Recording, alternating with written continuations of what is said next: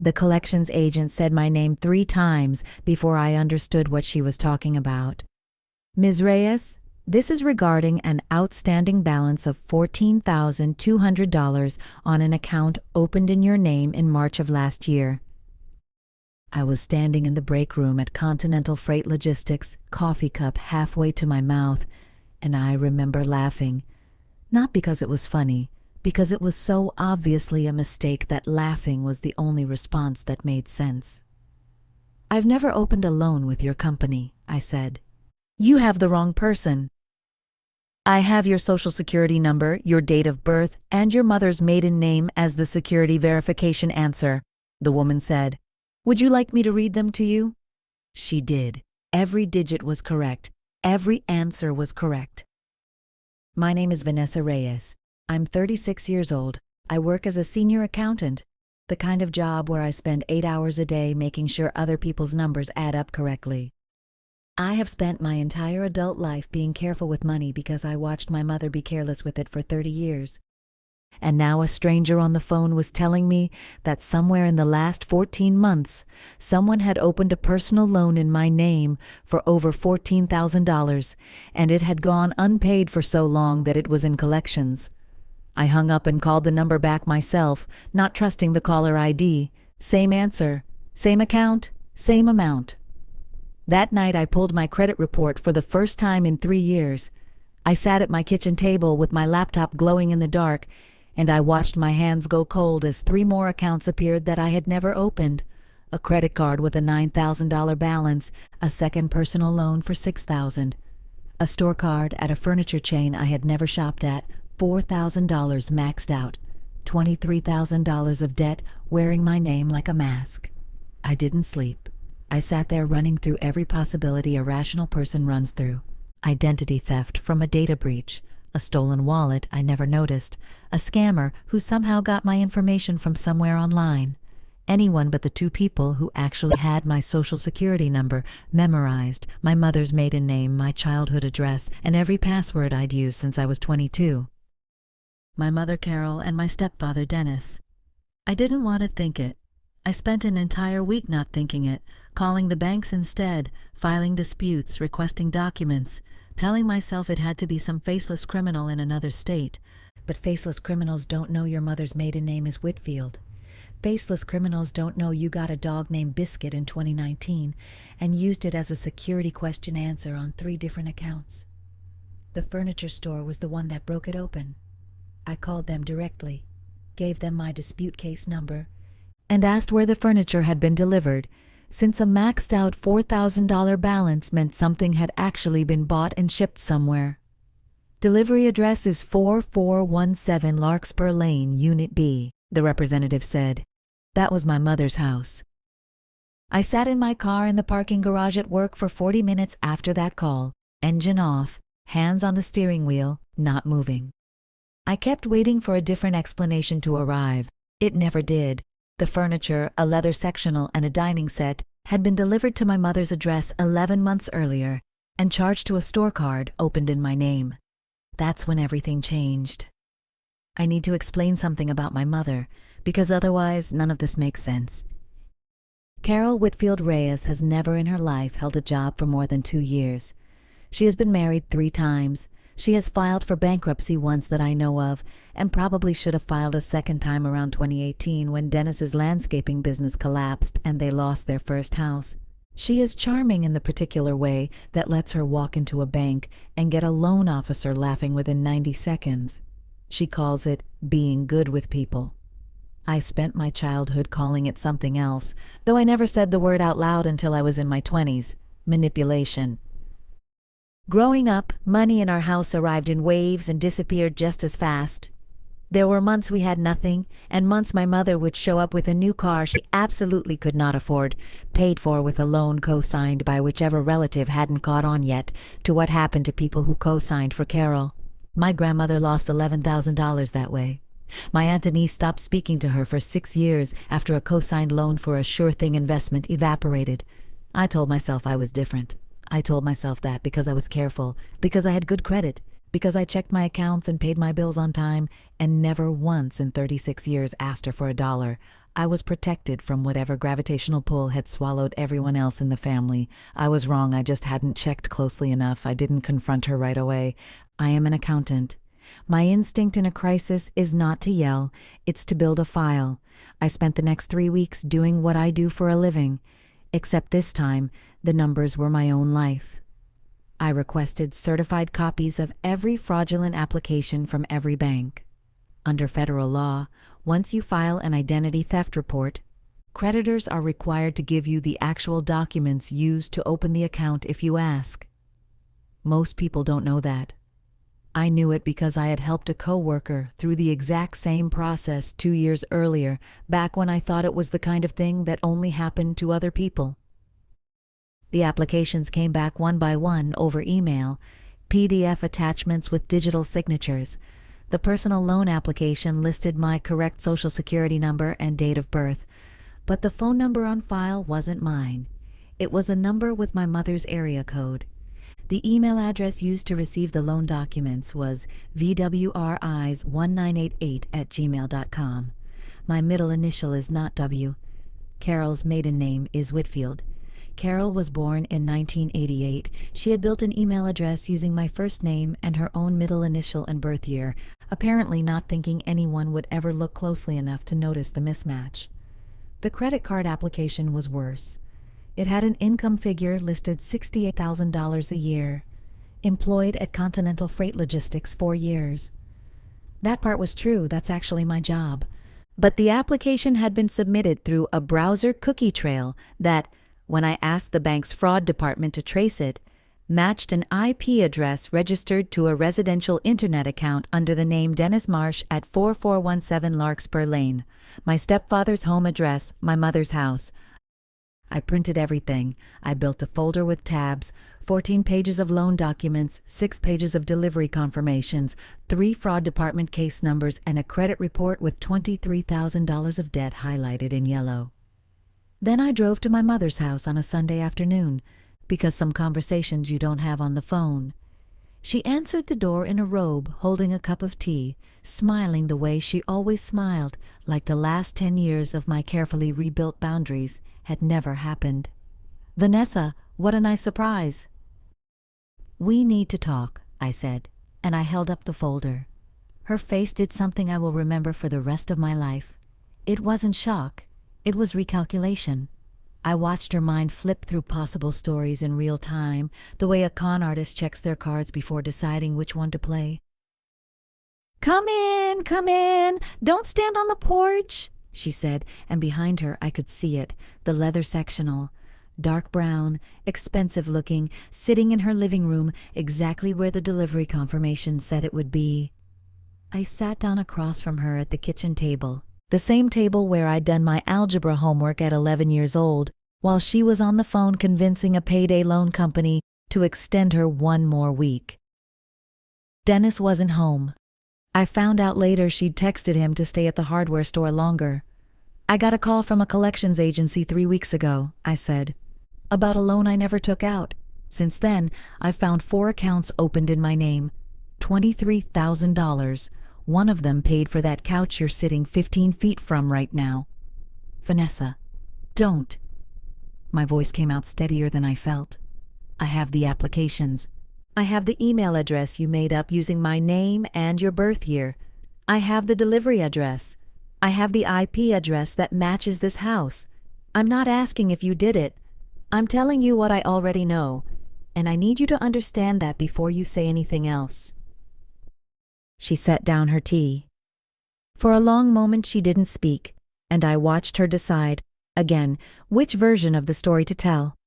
"It was supposed to be temporary," she finally said. "Dennis's business needed a bridge loan, and nobody would approve us for anything after the bankruptcy. Your credit is so good, Vanessa. It just made sense to use it for a little while, get us through the slow season, and I was going to pay every payment before you ever noticed. I've been paying some of them. I have receipts." "You've been paying some of them," I repeated. "There's $14,000 in collections right now. Explain to me how that's paying it." Things got tight. "You bought a sectional on a card in my name. Things weren't so tight you couldn't furnish your living room." Her jaw tightened. and for just a second the charming mask slipped, and I saw something colder underneath, something I'd glimpsed my whole life but never had proof of before. You don't understand what it's like to actually struggle, Vanessa. You've always had it easy because you never had to fight for anything. I almost laughed again, the same disbelieving laugh from the break room 3 weeks earlier. I've been fighting my whole life to not become you. That's not easy either. I left without agreeing to anything, which she clearly hadn't expected.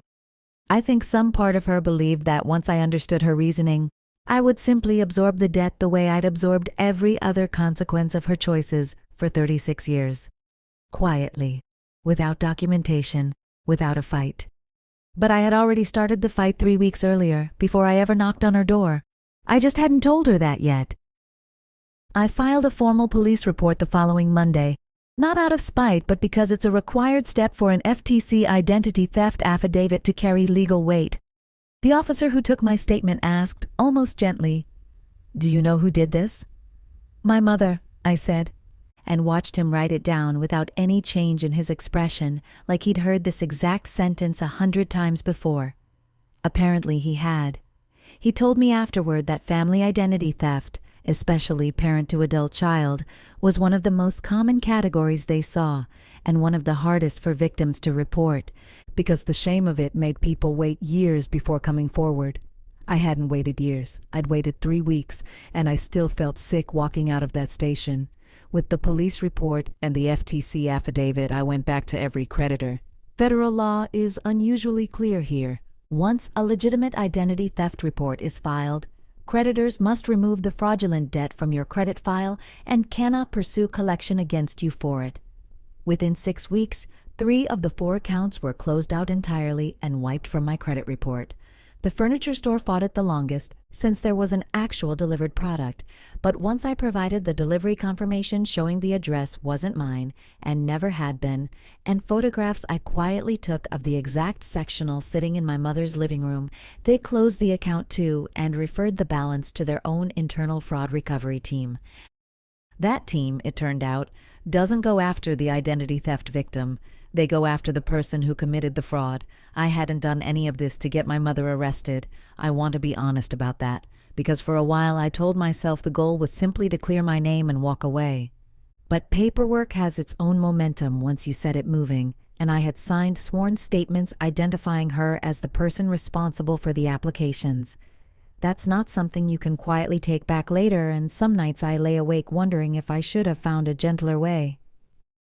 Then I would remember the collections agent reading my own social security number back to me like it belonged to a stranger, and the momentum would feel less like a mistake and more like the only honest response I had left. Dennis called me 2 weeks after the confrontation, his voice low, like he was trying not to be heard from another room. "Vanessa, listen. Your mother's beside herself. The furniture company sent something to the house, some kind of legal notice. Is there anything you can do to make this go away?" "I already made it go away," I said. "I'm not the one who has to answer for the loans. She is. She's your mother. She used my social security number without asking me. I don't know what relationship that's supposed to preserve." He was quiet for a moment, and then, more honestly than I expected, he said, "I told her not to do it. Back when the loan first went through. I told her it was a bad idea, and she said you'd never find out because you never check your credit." That detail stayed with me longer than almost anything else in the whole ordeal. She hadn't miscalculated the risk. She had calculated it precisely, and the calculation had simply relied on my carelessness, the one quality I had spent my life avoiding. She had bet on me being sloppy and lost. The furniture company's fraud recovery notice turned into a small claims filing 3 months later, seeking repayment of the $4,000 balance directly from my mother once their investigation confirmed the delivery address and browser history matched her residence rather than mine. I wasn't a party to that case. I was, however, subpoenaed as a witness because my sworn identity theft affidavit was central evidence. I sat 2 rows behind my mother in a small claims courtroom that smelled like old carpet and printer toner, watching her try, one more time, to charm a room full of strangers. It didn't work on a magistrate the way it had worked on loan officers for 30 years. The delivery confirmation was the delivery confirmation. The browser history was the browser history. The judge ruled against her in about 11 minutes, ordering repayment of the balance plus court costs. She didn't look at me on the way out. Dennis did, briefly, and gave me a small nod that might have been an apology or might have just been an acknowledgement that the whole thing was finally, factually, over. The 3 larger accounts never went to court. 2 of the banks pursued their own internal fraud recovery against her directly once their investigations confirmed the pattern. The personal loan company simply wrote the balance off rather than spend money chasing a woman with no meaningful assets, which I later learned is common when a debtor's financial situation makes recovery not worth the cost. Either way, none of it touched me anymore. My credit report, once I finally got the last account cleared, was clean for the first time in over a year, as if the whole thing had simply been erased. But the $23,000 wasn't the part that took the longest to heal. For a while, I stopped answering her calls entirely, not out of cruelty. I simply didn't have anything left to say that wouldn't come out as either anger or exhaustion, and I was tired of both. My cousin Renata, the one relative in the family who had somehow escaped ever co-signing anything for Carol, was the one who finally got me to talk about it out loud, months later, over coffee. "You know this isn't new, right?" Renata said. "She did something similar to Aunt Denise. Different amount, same playbook." "I know. Did you ever wonder why it took her this long to try it on you?" I hadn't, actually. I'd been too consumed by the fact that it happened at all to ask why it happened when it did. But sitting there, I understood. It took her that long because I had spent years building exactly the kind of financial life that made me a useful target. Steady income, excellent credit, an address she still had, a childhood dog's name still buried somewhere in my old security questions. My carefulness, the very thing I'd built specifically to be nothing like her, was the resource she eventually decided to spend. That realization didn't make me angry again. It made something in me go quiet and clear, the way a room feels after you've finally cleaned it out completely. I saw my mother once more, almost a year later, at my cousin's engagement party, the kind of family gathering neither of us could avoid without making it a whole conversation.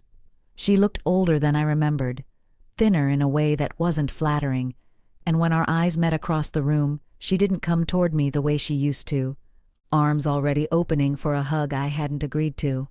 Instead, she waited by the drink table until I walked past on my way to get water, and she said quietly, not performing for anyone, "I know you probably don't believe me, but I am sorry. Not because it went to court, because I looked at you and saw an easy way out instead of my daughter."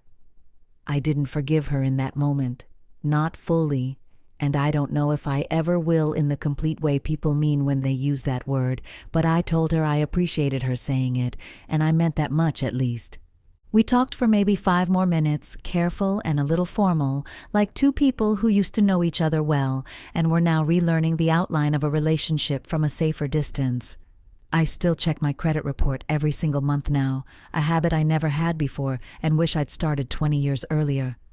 I changed every security question tied to any real detail of my life.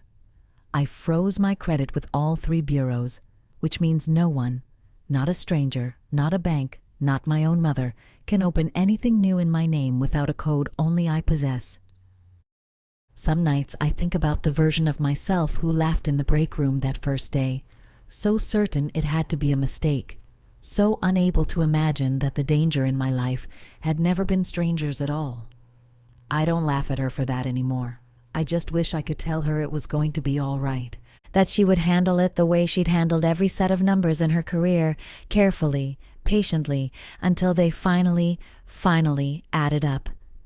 I sleep well now.